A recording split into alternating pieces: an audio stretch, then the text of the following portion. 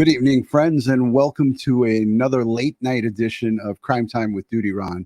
I'm here tonight with Melanie Little. She is an experienced trial attorney, and we're going to talk to you about the Delphi case, Richard Allen, his confession to his wife. I was on the air one night, I think last week or a couple of weeks ago, somewhere around the 15th. We were talking about this, and there's just an unbelievable amount of information coming out. But before we get into it, I just want to say a special thank you on behalf of Melanie and myself to all the Patreon supporters, the channel members, the replay viewers, the folks who leave super thanks while watching the replay. You guys are what makes this a great place. We give thanks and praise to each and every one of you for being here, for asking the tough questions. This is why we're here, for a live interactive broadcast. Melanie, how you doing tonight? And thank you for being here with us. Oh, I'm doing great. How are you doing tonight? It's not really late night. It's 9:30 here in New York, but I think for a lot of people that are watching, it's probably late night, unless they're in California, in which case it's only 6:30. But yeah, happy to be here with you. This is a real bombshell that we're going to talk about today. I remember when we did this show, it was, I think, the day of the hearing, which was June 15th, and we heard some murmurings about some confessions, but we didn't know to whom they were made or in what form they were made, and we found all of that out. So we're ready to get into that with you guys. Let me just clarify. It's late for me because this old man gets up at 6 in the morning. So that alarm clock goes off late, early for me. So it's late for me on 9:30. I usually try to go live around 9 is the limit, but 9:30 is late for me. But here we are. There is an unbelievable amount of information, 117 pages of unsealed, previously sealed documents. There's been some pages were redacted, 16 or so, probably sensitive information. But yes, we heard rumors that he confessed to multiple different people. There was even an article that I read in one of my lives that I did alone, that he confessed in writing to the prison warden over at Westville, and also verbally. I'm not sure if those were, official, because we didn't see anything about that in these documents. No. But let's play a little piece to get everybody on speed of what we're talking about. The reason I didn't go live last night is, as I said on Monday when we were live, I mentioned to everyone I was having a procedure done, and it required a prep on Tuesday. And then Wednesday, when all of this broke, I was under anesthesia. So I was not, according to my doctor, she said, do not make any financial decisions, do not drive a car, and don't go live on YouTube. Don't sign any contracts. She subscribes to my YouTube channel, my doctor, and a couple of the nurses over at NYU Langone. Heads up and thank you to all the nurses and doctors who took care of me yesterday over at NYU Langone. We appreciate you. We love you. And thank you. If you're watching, especially Linda, thank you for. Oh, the nurses are the best, and they just don't get enough credit. I mean, really, the nurses are so wonderful. She hooked my lineup in one try, so it was perfect. That's amazing. But yeah, so let's get into this. Let's let a couple of folks who are outside the country, or maybe somebody who hasn't been following this, just get them up to speed real quick, and then we're going to jump into some of the finer points on what happened and what took place yesterday. So let's just give this a roll. All right, let's bring in now criminal defense attorney and host of the Defense Diaries podcast, Bob Mata. Bob, thank you so much for your time. So we just heard Alex's report there. We also heard from the prosecution that Allen allegedly confessed to these murders. We're seeing in the court docs. He told his wife, and he told her multiple times during a phone call. Is this a smoking gun? If so, how much? It absolutely could be. So I was in the courtroom back on the 15th of June when that revelation kind of hit. And at that point, they didn't get into it. There was a sidebar. The attorneys had gone up in front of the judge after the confessions were brought out in open court. And then, of course, everybody in the gallery was like, oh, my God, there's confessions. So we were all dying to know what he said. And at that point, we never got to hear it. So when these 118 documents dropped yesterday, obviously, all of us that have been following this case from the beginning, started diving in, and we started to get more details. And the details that mattered to me at that time was when he made the confessions. Because if they were early on, in terms of him being incarcerated back on like November 3rd of 2022. That's when he first got moved to Westville Prison, and he is being held in a prison, not a jail. But when that happened, if it's closer in time to that, the argument that his mental illness or any kind of purported mental illness would have made those somewhat arguable in terms of whether or not they were valid confessions, much, much weaker. Now, when you go to the fact that he's been incarcerated in basically in segregation 23 hours a day, it's a stronger argument for the defense. But I think there's some real problems with it. I think when you kind of dive into these documents, the things that stuck out to me were the fact that the defense is kind of creating some revisionist history, because when you look at the dates of their visits, and I'm talking about Rosie and Baldwin when they went to go visit their client, there was a date that they said that they were there, and it was a typo in the actual motion. They stated in the motion that they were there on the 23rd of April. I just want to clarify to some of the people who are watching, Rosie and Baldwin are Richard Allen's defense team. I got a couple of questions on DutyRon.com about who those people were. He didn't mention attorney. He just said Rosie and Baldwin when they went to go visit him. So I just wanted to make that clarification real quick. 23, but I think they meant March 23rd, because in the next paragraph, they talk about on April 3rd, which is when this smoking gun phone call takes place between Allen and his wife, where he makes all these admissions about killing the girls. That is 10 days later. So they must have been talking about March. And when they're talking about his mental well-being in March and late March, they said he was fine. So, and then as soon as he makes these confessions, all of a sudden, now his mental well-being is destroyed, and he can't form sentences. He can't have communication of any kind of substance with his lawyers.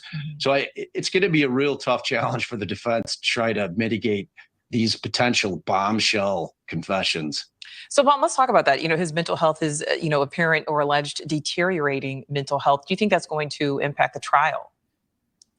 It depends. When I left that hearing on the 15th, I was stunned that they hadn't challenged his competency yet. And there's two different things. I mean, I want our audience to understand that challenging a defendant's competency is completely different than saying they're insane and putting forth an insanity defense. They're two completely different standards and deal with two completely different things. In terms of if they're saying that he is incapable of assisting in his own defense now, then they should be challenging his competency. And I'm a bit surprised that they haven't. At this point, it seems like it's legal maneuvering by the defense in terms of they are trying to figure out the best way to deal with this bombshell, because they didn't know what happened. I'm imagining what happened is that after this phone call that his wife, Kathy, called them saying, he just confessed to everything. What is going on? And then they ran out to the prison and they did a visit on the 4th, the day following that phone call. And that's at that point is when we start hearing about all the issues, mental issues, and like they were saying he had some psychotic, issues that were arising that they weren't able to communicate with him. So it's going to be a very, very tough challenge for Melanie. I want to go to you on your thoughts here. Is Richard Allen faking it? What's your thoughts on here? A lot of people in the chat think he's faking it. Yeah. A lot of people think he's faking it. I don't know that he's that smart of a guy that he would be able to fake it. I mean, I've been watching a lot of coverage on this, and a lot of nobody knew who this guy was. Yeah. He wasn't, some criminal mastermind. He was just some guy in the background that nobody even knew him in town. And he had lived in this town for, I don't know how long, 20, 30 years or something. Yeah. I don't know that he's that smart. Maybe he really is starving himself. I don't know. But you look at the guy and you just think he looks crazy now. But again, they're going to have big problems if they were saying that he was fine at the end of March. He confesses to his wife on a recorded phone call, by the way, on April 3rd. Everybody knows that your phone calls are recorded in jail. There's a sign right there that says, "We are recording your phone calls." Yeah, and it's on the line before you make the call, because I've called people that are incarcerated. The odd part about this is March 23rd, we heard that his attorneys went in there to visit with him and he was fine. Makes the phone call on April 3rd, and now all of a sudden he's starting to eat papers that his attorneys are giving him in the days that follow.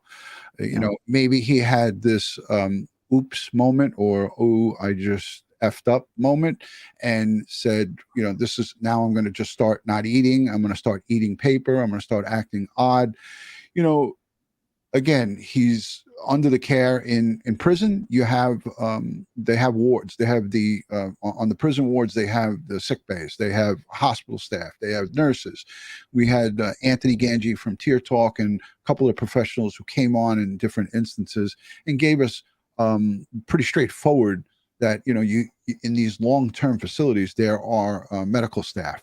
They don't do imaging, they're not going to do procedures and so forth. Right. But he's going to be receiving medical attention. And you know what? I think some of the professionals, the psychiatrists, the psychologists, and other folks are trained at looking for the signs. So, Right.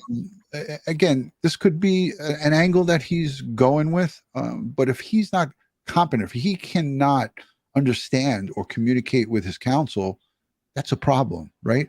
If he can't understand the charges against him and he can't participate in his own defense, that's what competency to stand trial means. And we saw this in the Lori Vallow case. I mean, she was competent, then she was incompetent, then she was competent, and then she was deemed incompetent again. And it went back and forth. And she looked far less crazy than this guy does. So, you know, not to compare cases, but I mean, we're going to compare cases, right? Because that's what we do here. But Addie Martinez says that they've been saying the conditions they are keeping him in are horrendous. And we did a show on this, the last show you and I did on this case. I mean, we had your friend come in who is an expert on prison life. And they are keeping him in what I would call solitary confinement in a cell the size of a parking space. Yeah. And I don't even think there's a window, and he doesn't have any human contact with anybody for 23 out of 24 hours of the day. A lot of people say, you know, that would make anybody crazy. Well, we heard testimony on June 15th from the prison warden, and he stated that he's receiving better care and care and, you know, observation. He's under observation 24/7. And he's receiving better care than some of the inmates that are there for life. So he could be doing this to himself by not eating. They're providing him with food.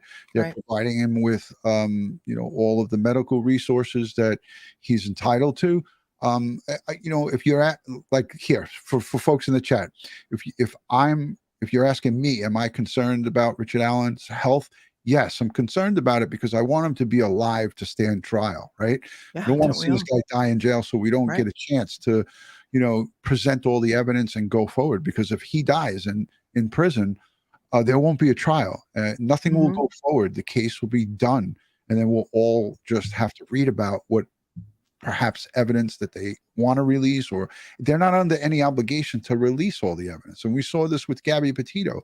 You know, we wanted Brian Laundrie found and brought to justice, and that never got to happen because he killed himself, right? Right. And they don't want another Epstein situation either. Correct. And, you know, we learned from Anthony that you can't force feed a defendant. Yeah. You can't force feed a prisoner. So if they go on a hunger strike, first of all, they have to declare that they're on a hunger strike, and then they have to give a reason why they're on the hunger strike, and you can't force feed them. Right. That was my understanding from what our discussions with him. And I found that, I mean, because it's an invasive treatment. Yeah. Yeah. They won't be able to do that. But again, at the end of the day here, you know, Richard Allen, there's damning evidence against him. And we're going to hear a little bit from, he's an attorney too, Jesse Weber from Law and Crime Network. He's asked straight out by the host here, Marnie on News Nation. Might not be her, it might be somebody else, but he's asked by the host outright, is this damning evidence against him? And let's take a listen to what he has to say here. Your Thursday Central Time. Welcome back to News for All America. And developing this morning, an Indiana judge has unsealed more than 100 documents related to the Delphi murders case.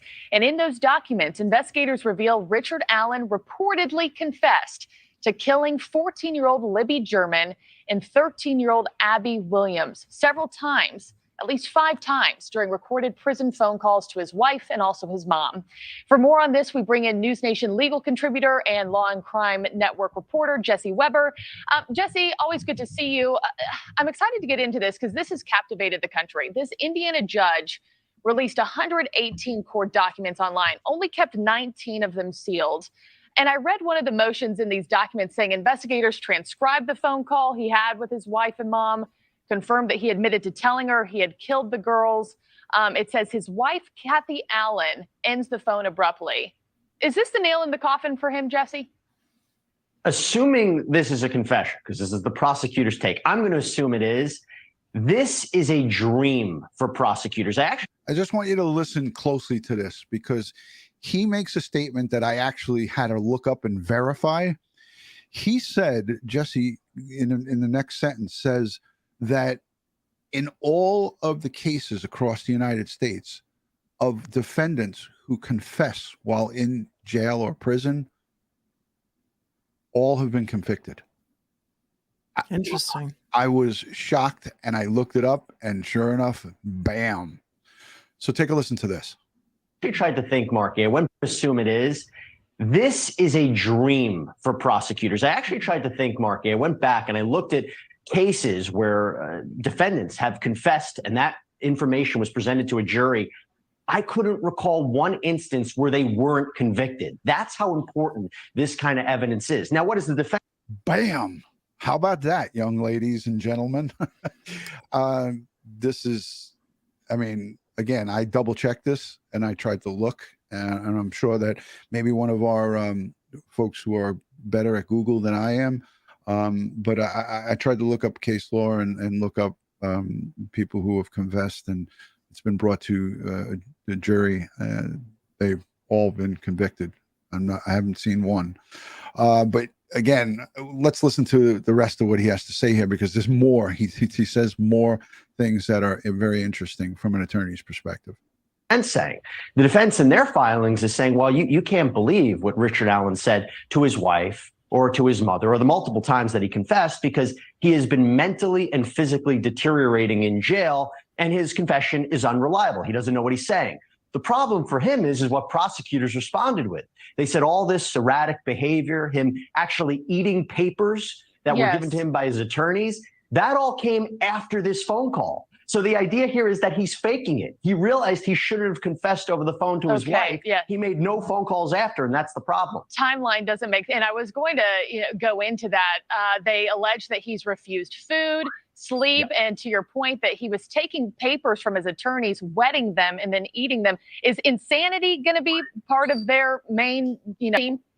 If the evidence is so bad that they can't deny he's the one who did it, that might be their only option. But we have to remember, when we talk about the insanity defense, it's not how he is currently. It's not his mental health right now. It was his mental health at the time of the incident. So any kind of indication that he knew what he was doing was illegal, and he knew what he was doing was wrong, and he was trying to evade law enforcement, that is going to hit against insanity. You have to be in such a condition where you're not appreciating what you're doing. And even if he's behaving erratically in jail, that might not be enough to mount an insanity defense. It might have an issue in terms of competency, whether he can stand trial, but it has to be real and he has to be evaluated. And I want to talk to, the documents are fascinating. I've been reading these motions since last night. I also want to talk about some of the evidence found at the scene. Allen was linked to the crime by that unspent bullet found there in the woods. But now investigators detail in these documents that Abby and Libby were killed by a sharp object. How do you read this? Does this clarify that the teens were not killed with a gun? Yeah, the way that I see it, based on the evidence that's being presented so far, is it seems he threatened them with a gun to get him into a specific area. We know that there was a video recovered from one of the victims' phones where you hear them actually concerned about a gun. He is allegedly saying on this tape to move down the hill. And it seems to us that he might have been threatening them with the weapon and got them in a position to then use a knife to kill them. Now, we know that a number of different items were collected from his home. Defense teams are trying every which way to make sure that evidence does not come into trial. They're suggesting that there was a fault in the search warrant, but that's the way. He used the gun to threaten and used the knife to kill. Okay, yeah. And when you speak about that evidence from his home, dozens of knives, a handgun. Ron, can you pause for 1 sec? Yep. Just do the rewind where they show the before picture when he got to jail, and then right before that, there's a shot of him when he got to jail. No, right, like directly a second before, yeah, in the orange jumpsuit. Okay, so here's when he arrived in jail, right, in jail, and the next shot is the way he looked on June 15th at his hearing. Yeah. And that was he arrived. He was arrested in October, And he got there shortly thereafter. right? Yeah. So maybe early November. Yeah. I believe it was the beginning of November. So that's a 7-month transition. I mean, yeah, his transformation is unbelievable. And you know, we showed the side by side in the previous. I just thought for anybody who hadn't seen it, you know, it's interesting to see like the stark difference. And somebody mentioned, like, did he say why he's on a hunger strike? He has not said that he's on a hunger strike. But my first gut reaction when we did a show, whenever that was, a couple of weeks ago, was that's the first thing I thought, like hunger strike. But he has not said he's on a hunger strike. We don't know if he's on a hunger strike. And I mentioned, like, he looked cancerous here in this. Yes, he looked very hollow-eyed, you know, jauntness, kind of little tinge to him in some of the shots, not necessarily this one, but it could be anything. And really, if he's being provided food and he's opting not to eat it, the prison warden covered all bases in his testimony on June 15th. He said his vitals are strong. He, you know, they're monitoring him medically. Right. So his guilt could be eating him alive, you know? Yeah. Stress will do that to you. Yeah, you could be right. So they went into explaining about a sharp object. Some news stations are reporting a knife. We don't have confirmation. A sharp object could be anything from a sharp, like, box cutter. Could be a scissor. It could be anything. It could be a knife. But a reasonable person has to believe that he used a weapon to frighten him to get down the hill. And we heard the short little recording, and we now know that there's 48 seconds to that video, and they have it. They're in possession of it. And at some time, probably when this trial commences, if it does commence, we'll see it and hear it. It'll be released because it will have to be released if this trial kicks off. Melanie, that video is found on one of the girls' phones, right? Do we know which girl's phone it was found on? Someone in the chat could tell me, but Libby German, Abby Williams, this is what, you know, this whole case is all about. These two young girls. And you know, Libby's name is Liberty. I love that. Her full name is Liberty. Yeah, Liberty German.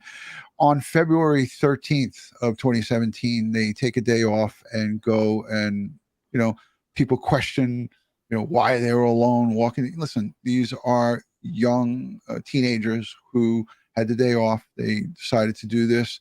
We're not here to second guess anything They're 13 and 14. They were going for a hike. Yeah. I mean, in a safe place. Yeah. Right. Or what had previously been safe. So Vampire Flyer saying only Liberty had a phone. So that's the recording captured on, I believe, TikTok, or they were going to upload it to one of the sites, Snapchat or something like that. But the end result is that miraculous action that she took to actually have the wherewithal to start filming this guy as they're walking to him, who we now believe or feel the defendant in this case, innocent until proven guilty, is Richard Allen. And you know, the superintendent said all along, Doug Carter, that perpetrator is someone walking amongst them. And that was like chilling to hear during some press conferences and so forth. But it turned out to be true. This was a person who was working at a CVS, processed pictures for one of the grandparents, or one of the parents of these girls, and was involved in, you know, when the community was in mourning and they were having all of these vigils and gatherings and prayers.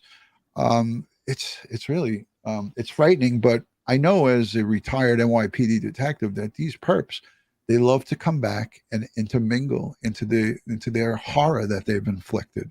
They come back, And we used to take Polaroid pictures, Melanie, at crime scenes. Funerals, yeah. Funerals, we would have video surveillance and Polaroid pictures back in the 90s. But at the actual crime scenes, we would snap not only photos of the crime scene, but we would take pictures of the crowd.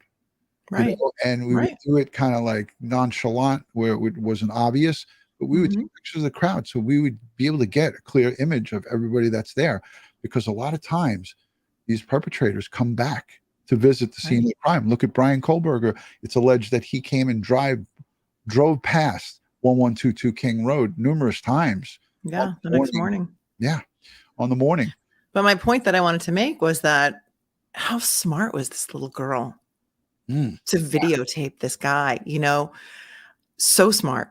Thank God. And she could be the reason that he was caught. And it's horrible to say this, maybe she caught her own killer. Like, how smart was she to have the wherewithal to film this guy? And you have to think that she did it, surreptitiously. Like, she wasn't, like, hey, I'm taking a video of you. She was so smart to do this.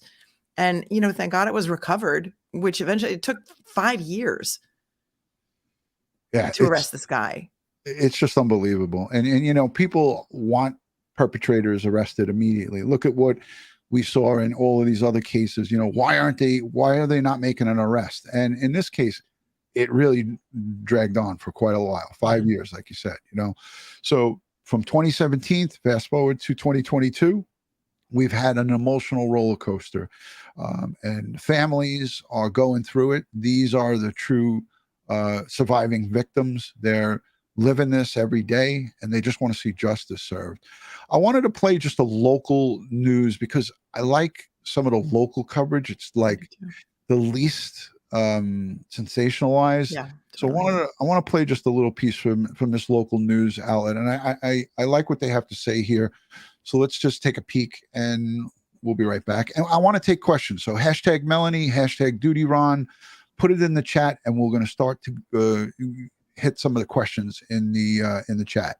Through the Delphi documents as well. And Emily's here live in studio with a look at what else we're learning tonight about Richard Allen and the time that he has spent in custody behind bars. Yeah. Emily? Well, in that last half hour, we told you about that phone call that Richard Allen had with his wife in early April, where investigators say he admitted to killing Abby and Libby. The court documents released today show after that phone call, Allen's behavior changed significantly, so much so that his attorneys felt his mental state had declined so badly that he would not be able to assist in his own defense.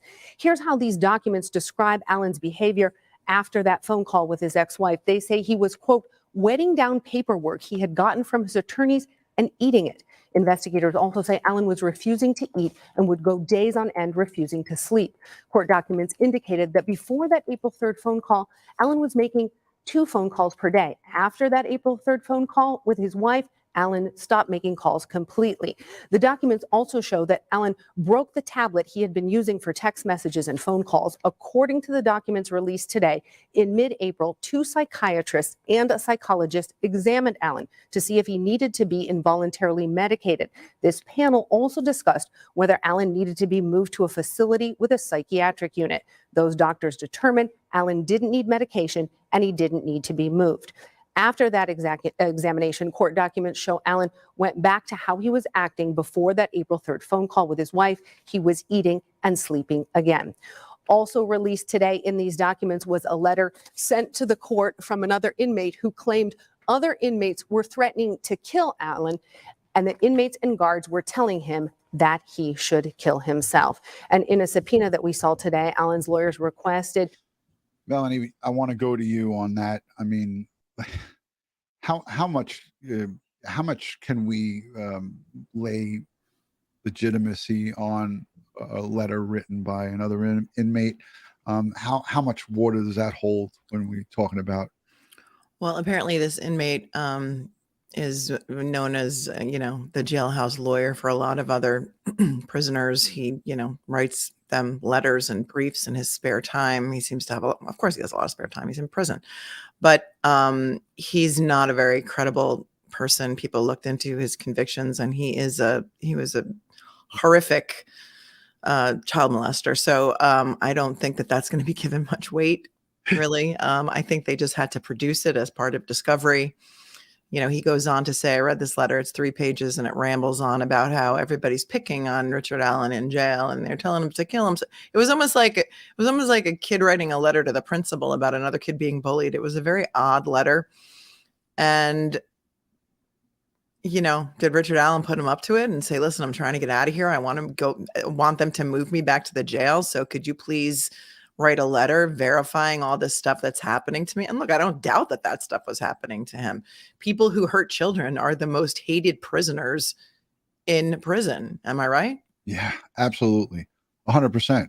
And he's no different, because his fame in the prison system is there. All the inmates are talking about him. And as Anthony from Tier Talk, Anthony Ganji, told us, a lot of these prisoners, and no matter where you move them to, it could be from one state to another, they already know that this guy's coming there.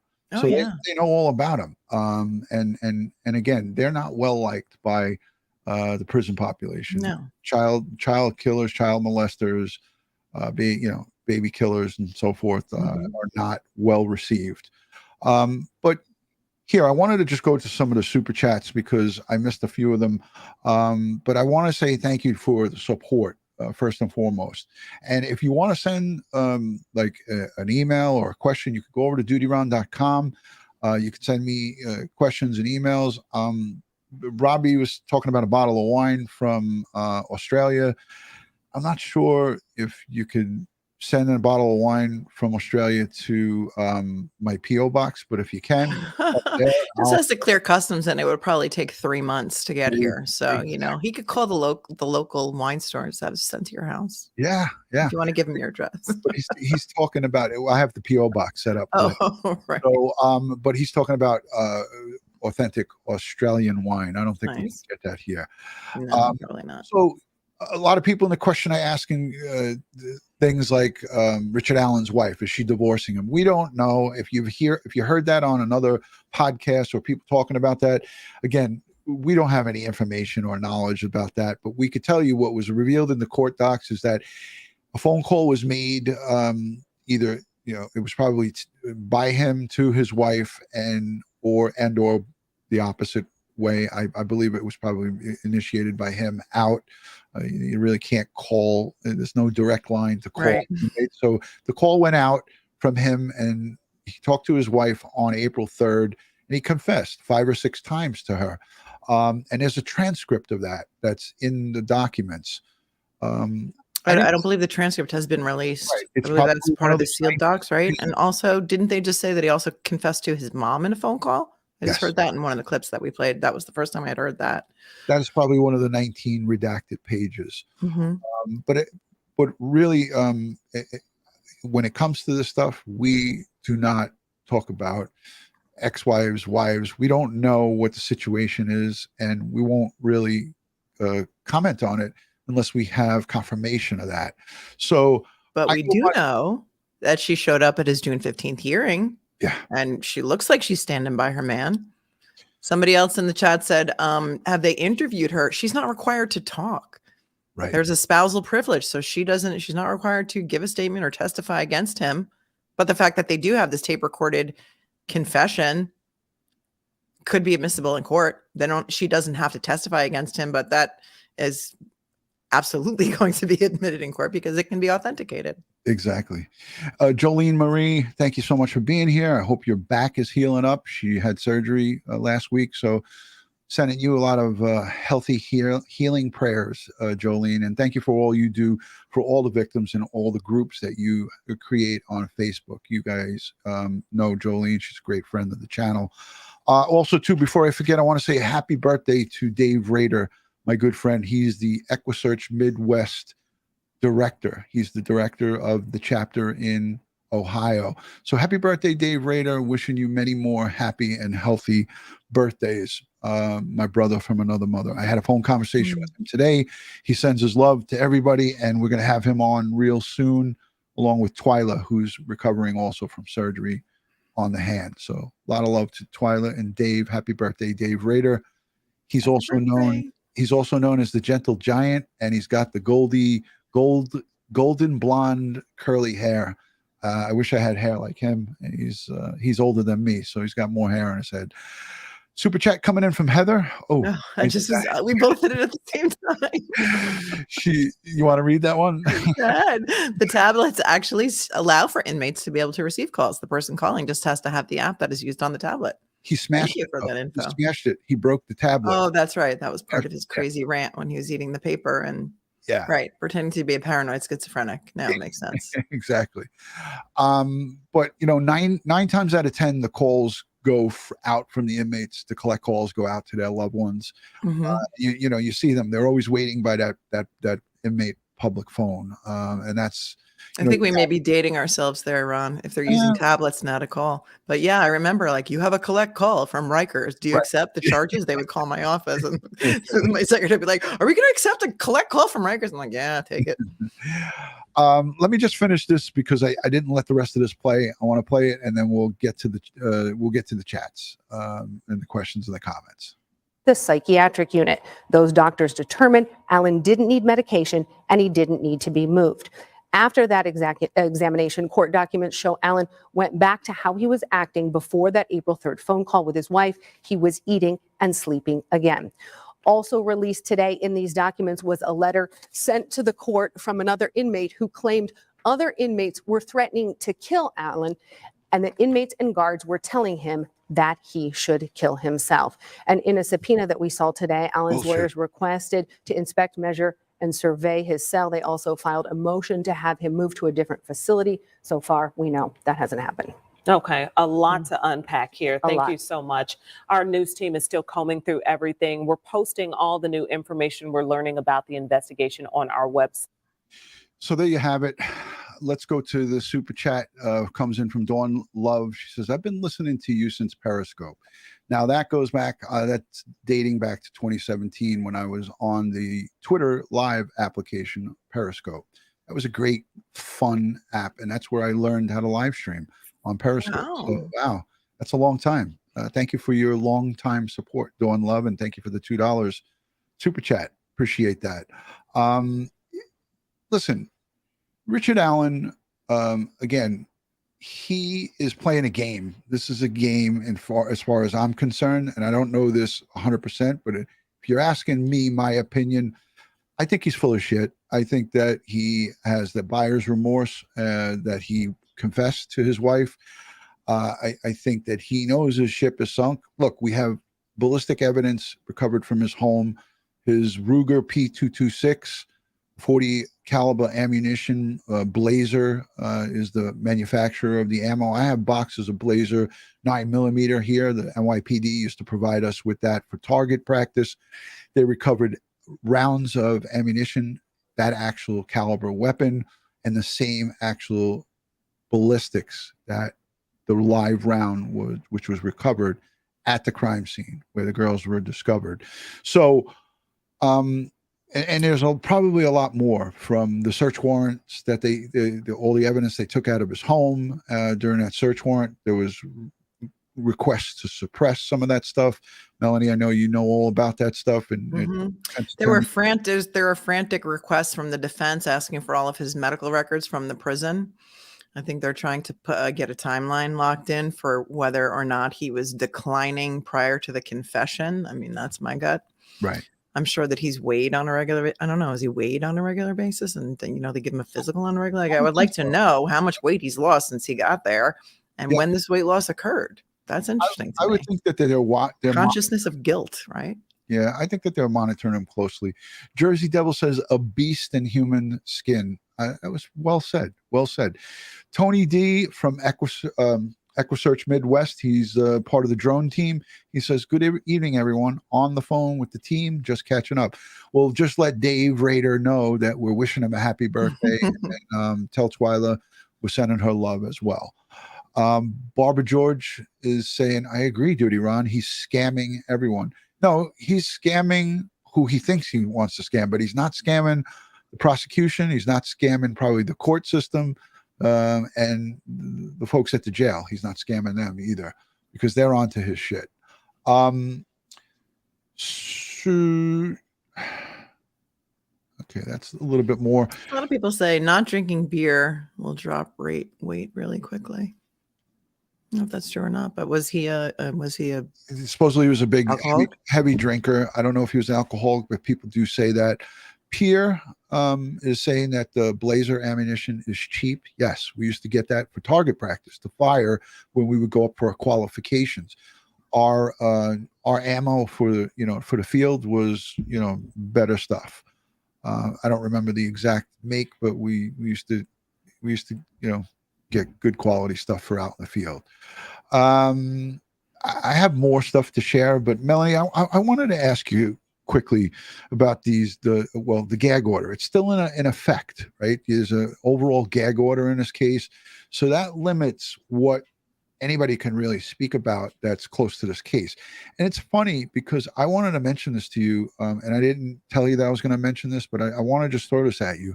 Mm-hmm. It's funny how in this case, right, there are podcasts and there are people talking about it, but you don't see the flurry of craziness like in Brian Kohlberger with sources close to the investigation. And, you do hear little dribs and drabs of that. But there's not that feeding frenzy. And I think early on in 2017, 2018, 2019, there was a lot more fire, if you will, with this case. But it's funny how you don't hear some of the main news outlets that are covering Kohlberger really getting on with their sources and leaked information. This case seems to have been pretty closely kept to the vest by the state superintendent, Doug Carter, and all the investigators. We really haven't heard anything. And up until now, we didn't even know how these girls were killed. Right. We did not know the cause or manner of death. What's your thoughts on how they were able to keep that under wraps? Is it because they were keeping it under wraps and they were doing a fabulous job? Or was it because, the mainstream media, if you want to call them that, found other cases more interesting and they just didn't want to cover this one? It wasn't, I don't know. If they were able to keep things under wraps, that's phenomenal. But look, when there's enough public interest, these outlets will go and they will find the information. They will find sources. Right. Yeah. Now everything that is in the public domain, all of these records that they've released in the past, when were they released? Yesterday, the day before? Yeah. Yes. There's a Google Drive. You can download them to your computer and read through them yourself if you'd like to. Right. It's some pretty heavy reading and a lot of legalese, but all of that stuff can be talked about now by us. Right. Because now we know it, but people that are close to the case still can't talk about it. Jen Mitch, thank you for the $2 super sticker. Yvonne Manning, DutyRon, thank you for all you do. No, thank you for being here and being a part of it. And thank you to Melanie Little and all of our great guests that come on and join us. Melanie's co-hosted with me probably half a dozen or more episodes recently, and she's always ready at a moment's notice. I think I only text her maybe at 8:30 to let's go and do this. Let's do it. That's how crazy my schedule is. Text message for Dave Rader. Please tell all I said thank you for the birthday wishes. That's coming in on my phone from Dave Rader. So Dave says thank you to everybody for the birthday wishes. Scott, no, I wasn't on the New Hyde Park termite team. That's the volunteer firefighters. I remember the termites. They used to drag race right along New Hyde Park Memorial High School. So yeah, I wasn't a part of it, but I was well aware of them. And there's Twyla in the chat. What do you got highlighted? Patty says it was assumed that a knife was used to murder the girls, and now it's confirmed. It hasn't actually been confirmed that it's a knife. It's been confirmed that it's a sharp object. Yeah. Like Ron said earlier, it could be a knife. It could be a machete. It could be a box cutter.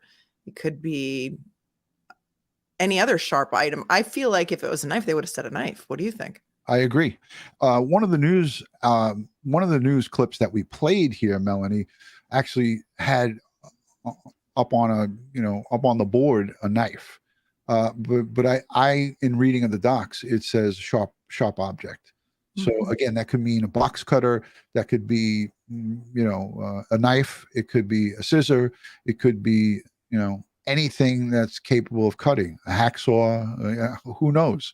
You know, I don't see this guy walking around with any large object, so it's got to be narrowed down to either a knife or a box cutter. Listen, a box cutter could do some severe damage. So you never know. What do you got up on the board here? What is the difference between the cause and manner of death? You want to take that one?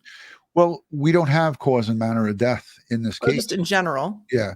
You know, In general, the cause of death is, you know, what the medical examiner determines, whether it's a murder, suicide, you know, there's different manners of death. And then the cause is, you know, again, determined by the medical examiner's office. And we've gone over this with the experts, Barbara Butcher. Yeah, I mean, like, here's an example. Cause of death could be asphyxiation. Right. The manner of death would be by hanging, right? Or by smothering with a pillow. Correct. So the cause could be asphyxiation. Manner is how. Yeah. And Deco Paint and Tea, we have tons of videos with forensic anthropologists, with forensic dentists, and again, Barbara Butcher, who her book just came out. She's broke that down so many times. You have a lot of experts who like DNA people, like that's not my thing, DNA, but there are some people, genetic genealogists that, you know, really give us the answers. All right. I just want to do something different. I want to just ask everybody where they're watching from, city, state, put it in the chat. Let's say hello. If you're outside the country, let us know where you're watching. Let this fly for a couple of minutes. So let's see where everyone's checking in from. But thank you for that question, Deco Paint and Tea. Holly Go Lightly's here.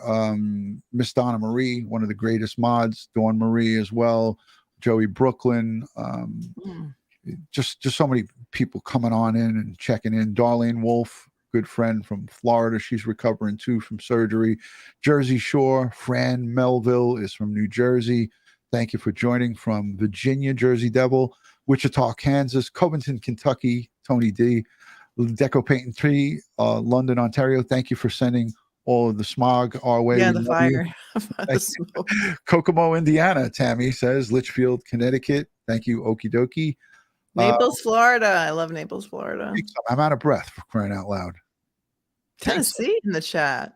Come on, from Kingsport, Tennessee.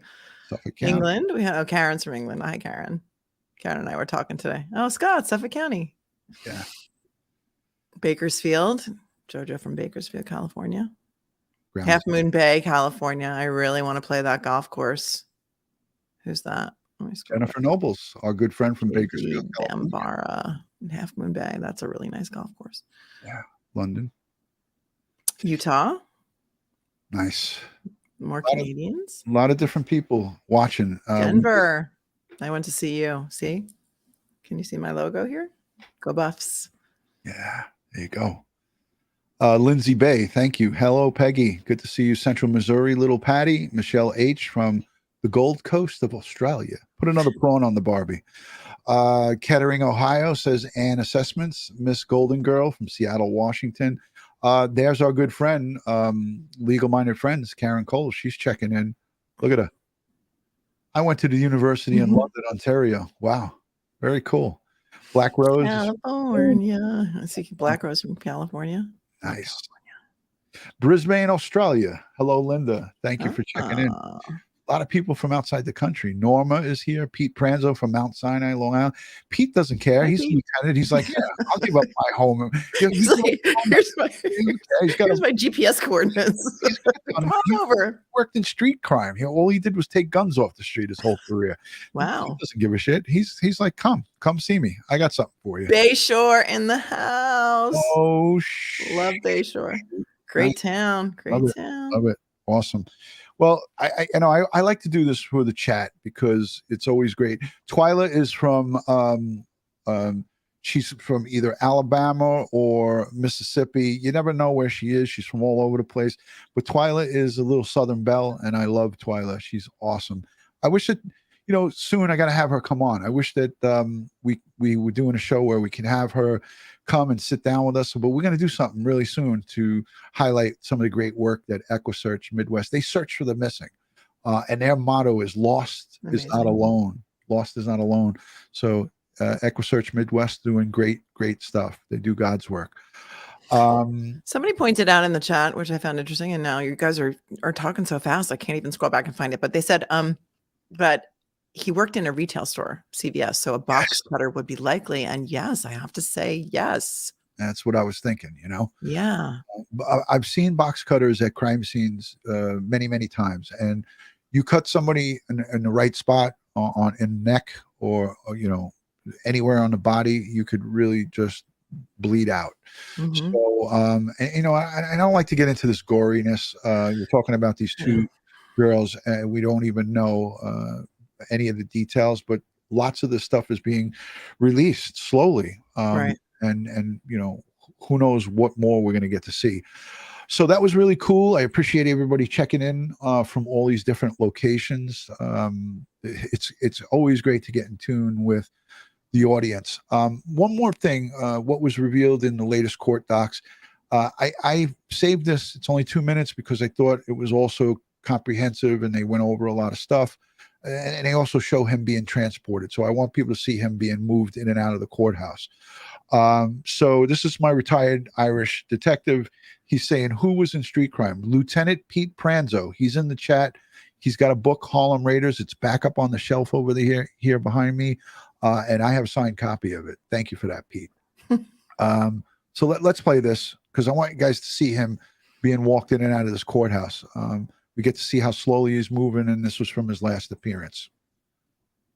This morning, the latest in the investigation into the murders of Abby Williams and Libby German. The judge in this case has now unsealed 118 documents just in the last 24 hours. Samantha Johnson is here now with the recap of what you've read so far. I know that you've been through these documents. A lot of shocking new information has come from this. There really is. And of course, this is a lot of information to get through, as we know. But one thing that really caught our attention from the last hearing when we were in Carroll County, the prosecutor and Allen's attorneys kept mentioning confessions by Allen. That was new information to us, but now those details are in these new documents. So here's what we've learned over the last day or so. Investigators say back on April 3rd, during a recorded phone call with his wife from prison, Allen admitted to her that he had killed Abby and Libby. These new documents say his wife ended that call abruptly, but in another document we've read, investigators say Allen, quote, admitted no less than 5 times to his mother and wife to committing these crimes. Now, according to these new documents, Allen went from making up to 2 calls a day to not making any calls after April 3rd. Also in these new documents, a letter from a fellow inmate to the court clerk. And in it, this inmate says other inmates were threatening to kill Richard Allen and even telling Allen to kill himself. Allen's defense team argues Allen's confessions were due to his poor mental state caused by the conditions of a maximum security prison. Allen's attorneys have asked Judge Francis Gold to allow Allen to move out of Westville Correctional Facility. But Julia and Julia, of course, we know Judge Gold has yet to rule on that motion. So where do we go from here? What comes next in this case? Yeah, so we checked his court filings again this morning. We know Allen's trial is set for January of next year. We do anticipate a few more hearings before then, just those regular hearings you have leading up to the trial. In the meantime, you can read what else we have learned about these new documents, including new information about evidence collected at the scene. Our continuing coverage is So I'm going to link that in the description, Melanie. So if you guys want to download the court documents, it's 118 or 100 and whatever, 19 pages. You can go and you're going to have to, like, it's a PDF format. So you're going to have to download it to like a Google Drive or, whatever. But it's a lot to read over. There's, mental health statements in there. There's pictures of him and so forth. A lot of information. I didn't want to bore you guys and read through all those documents because I feel like our time together during the hour, I think it's more important for us to go over the outline of this thing and also give you an opportunity to be interactive with us. And let me know in the comments, let Melanie know in the comments if you like that format. I mean, I don't have any plans to change it because I really enjoy it. I think it's a great way to get in tune with the people who are watching, which are you guys. You guys are a part of our community and our friends and family. So I think that this is the best for us to do this. Melanie, any thoughts on what could happen going forward here? What could we be looking at? There's the potential for his defense team to say, hey, our client is not fit to go forward? And if so, what happens then? Yeah, I mean, they could argue his competency, that he's not competent to stand trial, that he can't participate in his defense, which would delay things. They'd have, experts examining him, rendering opinions. It would, drag things on a little more. If he's confessed, I would love to see the transcript of those confessions, because I would love to see if he perhaps admitted that he did not act alone. There's a lot of speculation that there was some sort of a ring that he was involved in. And now that we know that they were not shot, I mean, I think, and don't get mad at me for saying this, maybe he had a gun to scare them to get down the hill, and maybe somebody else was down there with some kind of a sharp weapon. So I don't know. Yeah. I know you've dug into this a lot more than I have, and you're an experienced detective, but if he's already confessed, will they cut him some kind of a deal if he implicates another person or some other people? Is that a possibility? There's always a guilty plea. Take death off the table if I give you more information. Yeah, there's always that possibility, but I don't foresee that happening. And again, if that in fact was the case, then why during his moment confessing to his wife, why didn't he say, well, Jimmy was with me?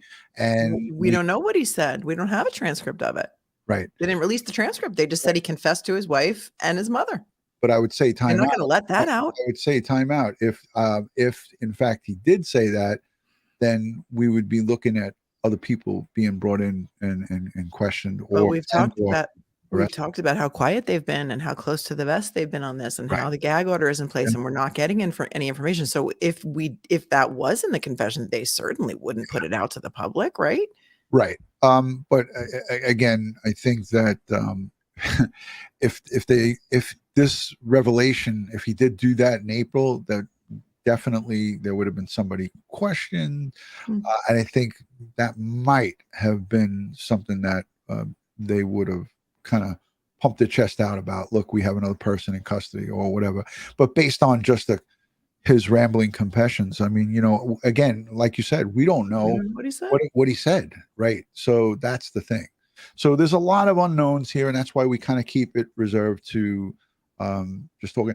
There's another attorney from News Nation, and we're almost at the hour, but this is only 3 minutes and 40 seconds.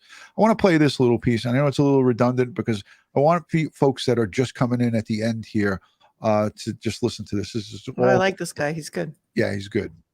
Host of the True Crime Daily Sidebar podcast. Thank you so much for being here. How will Allen's attorneys explain these alleged confessions, do you believe, to a jury? Hi, Kelly.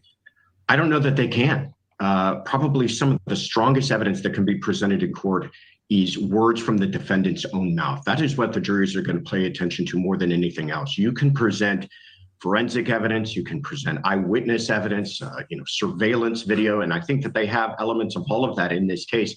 But all of that becomes window dressing if they're going to hear from the defendant's own mouth that he's confessing to these murders. I don't know if there is an argument to get around all of that. I know that they're starting to at least percolate those arguments as far as, he was under some sort of mental distress. But if those recordings come in or otherwise through testimony that he confessed to these murders, it's essentially game over for the defense. It's devastating. Do you think Allen will testify in his defense?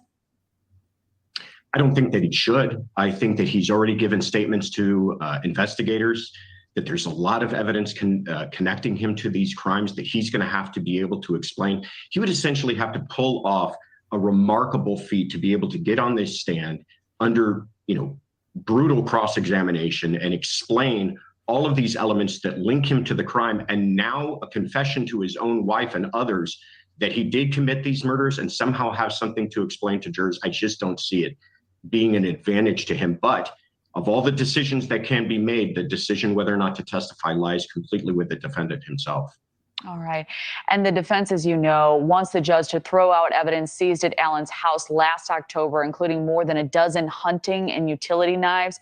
What do you think the judge will decide, and could the ruling have a major impact on the case?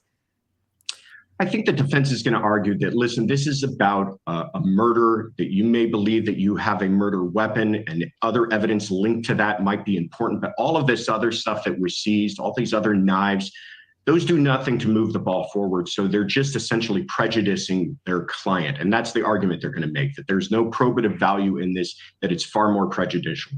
I could see a judge going either way, but to answer your question, I don't think it will have a huge impact on the case, whether or not other knives or weapons were found inside of that home, when we're talking about other elements and other pieces of evidence to actually link him to that crime.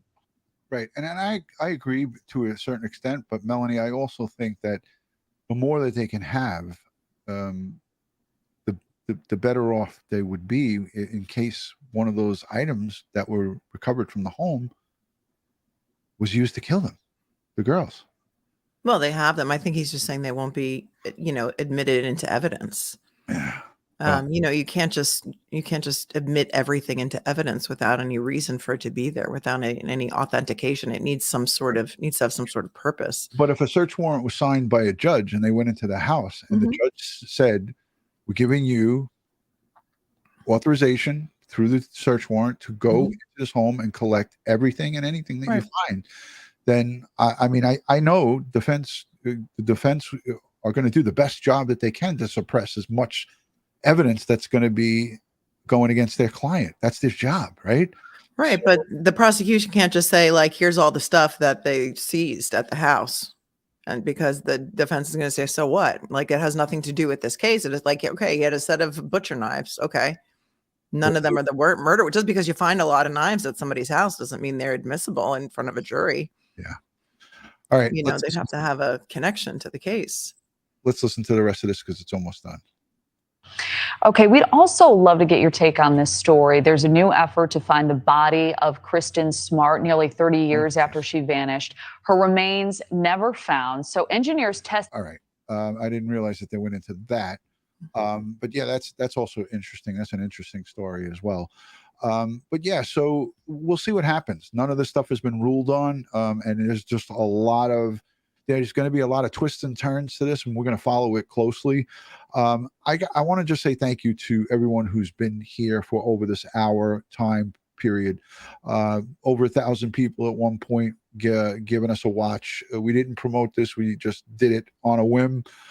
So thank you to everyone who's here. If you guys wouldn't mind giving us a thumbs up, make sure you're subscribed. We're close to 169,000. I think we're approaching. So thank you for that. Robbie, thank you for becoming a YouTube member. How is Robbie not a member already? I think he was. I don't know why it says new. Maybe he just re-upped his membership. So thank you. Thank you to folks like Thomas Jordan, who's always here and on the chat. Scott, who's a retired NYPD detective. Miss Donna Marie, Mary, Robert 123, Kelt, Lexi. I mean, these are some of the folks who are diehards that come and show up night after night, day after day, watching the replays, leaving comments, leaving messages, leaving all kinds of good stuff. I saw something funny in the chat go by while we were talking about serious business. Somebody said, "Smash and one if you were crushing on Melanie." Smash and what? I did not see that on Melanie, and I saw a whole bunch of ones. I'll have to go back and watch the replay. I'll be part of the replay crew. I recognize the name. I don't know who it was. So it wasn't a regular. It was a guy's name, and he said, "Everyone, if we're smash one if you're whatever." I forgot the terminology, but it was. Oh, thanks, Peggy. Good. Peggy's like, yeah. Everybody loves. Yes, thank you to the mods. Thank you to the mods. We couldn't do it without the mods. They get rid of all the bad, the bad juju. we have the best, arguably the best mods on YouTube because they're right on it. Joey Brooklyn leads the charge. He's the supervisor of all the mods, and we have our own Discord group. So all of our moderators are most of them are in the Discord group. And if you're not part of our Discord, make sure you get in there. There's a community section for Discord, and that's just an open way to communicate with me one-on-one. Ed Wallace goes in there from time to time. He watches. I'm going to invite Melanie to come in there and hang out with us every once in a while. Yeah. I don't even know what Discord is. What is that? It sounds like something that's very angry and that I don't, like a. Oh, it's a loving like place. a loving, like a chat, like the old fashioned chat rooms back in the day, like a party line. Like everybody calls into the 1-888 number and everyone's on the phone talking to each other, like a party line, like a little group therapy thing. Go live and have all Party kinds. line. Now we're really dating I'm ourselves. too old for Discord. You're never too old for anything. I didn't know. Is it like Clubhouse? Clubhouse was a thing that kind of came in and went out. It's gone. It's already jumped the shark. Well, I don't know. I have never heard Discord. I said that to you. I'm like, what is Discord? What are you talking about? Councilwoman, you're going to join Discord. It's a free thing. But if you're new, money, listen, if you're new, reputation. There's one. Deborah, gamers on there. My kids are going to be like, what are you doing on Discord? They're telling me to go on TikTok. I don't even know how to go on TikTok. Like, you would blow up on TikTok. We're going to do it for you. I'm like, all right, you do it for me. You be my social media manager. I don't go on TikTok. Good God, what did I get myself into here? I don't know. All right, hold on. I'm calling the police. Pull it over. Deborah, welcome, new subscriber here. If you're new, just subscribed or recently subscribed, let us know by saying that I'm new. I'd like to say hello to some of the new subscribers. Kel says, you're not old, Mel. And I agree. Nobody's old. Age is just a number. Yeah. Yes. Listen, so it is what it is. Deco Paint Tea, she is saying that Melanie is feisty tonight. She's feisty. I don't get out much because I'm sitting here all the time talking to Ron. All right, guys, now the bird's laughing, so it's time to wrap up. As long as the bird doesn't start cursing. Okay. I'm going to reel it in now. We're going to follow this case closely. Thank you to everyone who watched on Facebook, who's watched on Twitter Live, who's also watched on LinkedIn. I think we're live on LinkedIn tonight. So again, we appreciate everybody being here. Leave us comments down below in the comments section. Let us know what you think about this case. Richard Allen confesses to his wife and I believe his mom on prison phone and, transcribed evidence, a lot of things released. There's a lot more to come in this case. We're looking to get justice for our two victims, Libby and Abby, and their families, community. This whole entire small community in Indiana has been just rocked by this horrific double murder. And this could potentially wind up being a death penalty case. That's still, we didn't even talk about that tonight, but that's still a big possibility here. So we'll see how it goes. I want to thank you, Melanie, personally for being here and being a friend. And I really value your insight and the way you go about speaking about these cases, because you have a lot of empathy and care for the victims and the families. So thank you, Mel. Thank you for having me. And thank you to all of your members in the chat who are so lovely and really supportive. And it's just a really nice group to be part of. So thanks for welcoming me in. I really appreciate it. It's always a pleasure to have you. Guys, on behalf of Crime Time with DutyRon and Melanie Little, I want to wish everyone a good Thursday evening. I'm not sure if I'll be live tomorrow night. I don't know, but you never know with me. It's like life's like a game time decision with you. Yeah, I fly by the seat of my pants. So again, as I like to end all these, God bless each and every one of us here in the chat, and especially these victims and their families. We send strength, prayers, and positive vibes to not just the victims, but we send it out to the prosecution and all involved in seeking justice for Abby and Libby. So good night from New York, and we will see you guys soon. Peace and love. Good night, everybody. Bye-bye. Thank you.